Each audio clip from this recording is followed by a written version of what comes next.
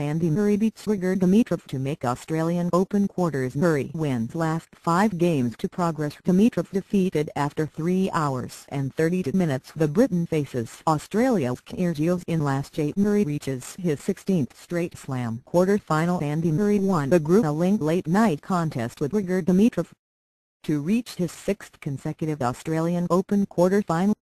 The British number 1 came through 6-4, 6-7, 5-7, 6-2, 3-7, 2-5 in 3 hours and 32 minutes.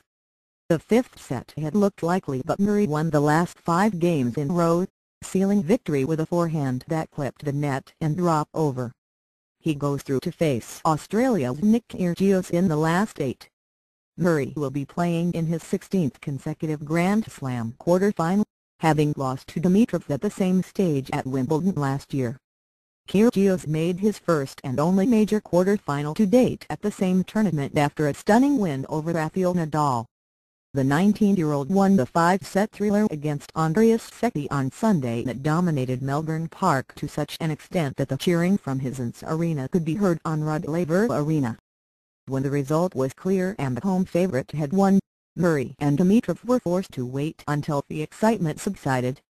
By that point Murray had already taken the first set from 3-0 down, seizing control after a blistering opening from the Bulgarian 10th seed. The Scot, 27, was returning superbly and creating chance after chance on the Dimitrov serve, twice going a break clear in the second set only to hand the advantage back. An increasingly tentative Murray failed to serve out the set at 6-5, double faulting on break point, and was on the back foot in the ensuing tiebreak. Dimitrov, 23, surged forward, moving 4-2 in front with a stunning backhand pass that had the crowd on their feet, and converting his third set point. With the match back in the balance, it was Murray who took control in the third, only for his frustration to grow as break points passed him by.